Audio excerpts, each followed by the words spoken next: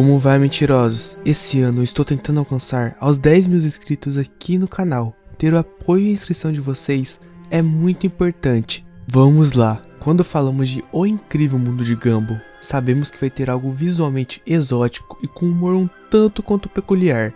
The Void é um daqueles episódios que sentimos que não faz parte do desenho, por ser extremamente caótico e causar um desconforto. A gente também consegue observar isso em muitas outras animações, como O Ônibus de Bob Esponja ou Ninguém Te Ouvindo de Hora de Aventura. O vácuo é simplesmente um espaço nesse universo tão sinistro que consegue fazer com que a cidade de Aomori, onde tudo já é muito estranho, parecer apenas um ambiente normal. O episódio então começa normal. Tá lá o Gumball e o Darwin sentados na arquibancada da escola. Eles estão vendo o time de torcida treinando. O Gumball tá muito animado. Vamos fazer aula!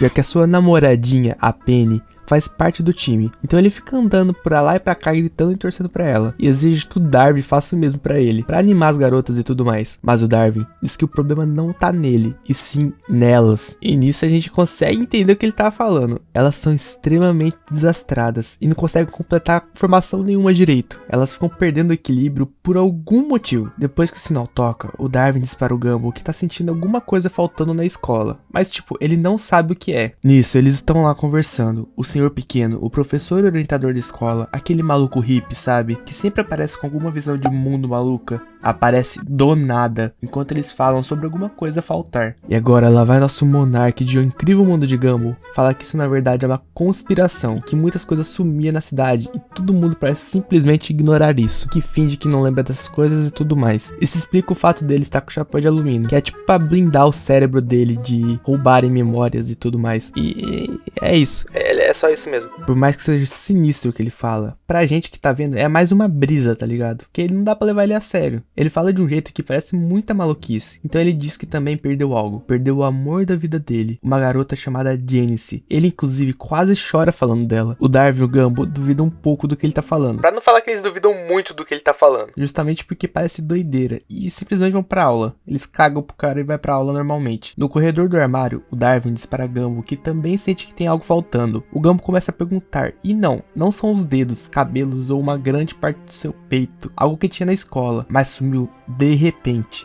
Então, ao fechar o seu armário, o Darwin nota que o armário vai de 115 direto para o 117, pulando o 116.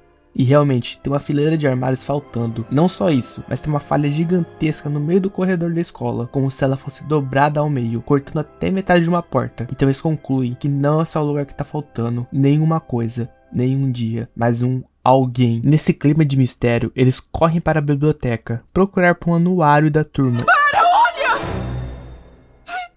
Vamos fingir que a gente nem viu isso, deixa abaixo. Enfim, eles encontram a falha no anuário. Em uma das páginas está lá o time de torcida inteiro, mas com uma pessoa faltando. Uma pessoa completando a parte que falta, explicando o porquê do time estar tão desastrado e sem equilíbrio, fazendo parte da base dele. Uma pessoa apagada, mas nenhum dos dois nunca lembrou dessa pessoa. Mesmo fazendo muita força para lembrar, como se ela nunca tivesse existido. Uma falha no tempo e no espaço. Depois de estar lá, batendo a cabeça igual quando metíamos um murro no Play 2 para ele voltar a funcionar, o Gumball surpreendentemente se lembra do nome, e é Molly, o nome de uma das suas amigas. Ele reúne todo o time de torcida e todas as garotas da sua sala para perguntar sobre a Molly, mas absolutamente ninguém se lembra dela. O Alan, que é o balão com o rosto desenhado lá, diz que seria mais fácil lembrar dela se ela tivesse algum detalhe, mas tipo, nem o próprio Gumball se lembra dela, apenas que ela era uma menina e somente isso. Então meio que eles só ficam com uma opção, a única pessoa que tocou nesse assunto, a pessoa que antes parecia maluca, mas numa situação completamente maluca, agora parece ser a pessoa mais sã e normal. Eles vão à sala do Senhor Pequeno e encontram isso.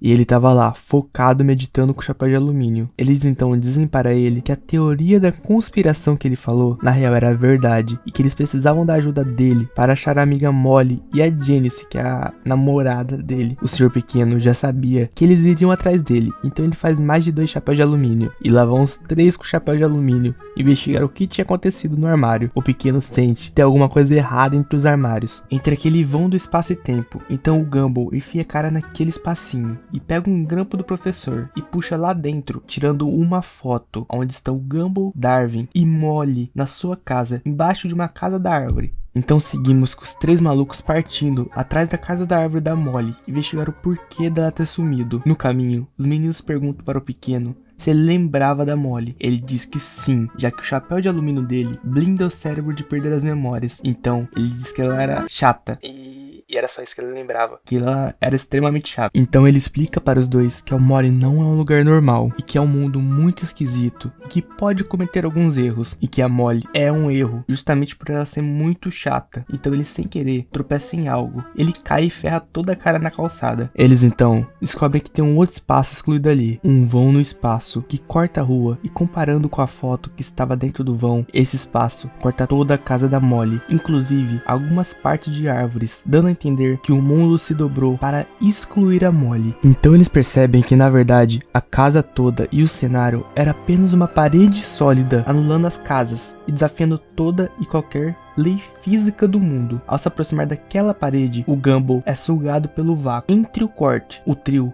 então seguram firme nas extremidades do corte e forçam com as próprias mãos todo o espaço-tempo, abrindo um rasgo na realidade e revelando uma dimensão além do comum, uma dimensão esquisita, que parece errada, com os céus como se fosse uma TV chiando e algumas ilhas de lugares flutuando, cheia de coisas e objetos flutuando também. E depois de alguns segundos relutando, eles entram e presenciam o vácuo.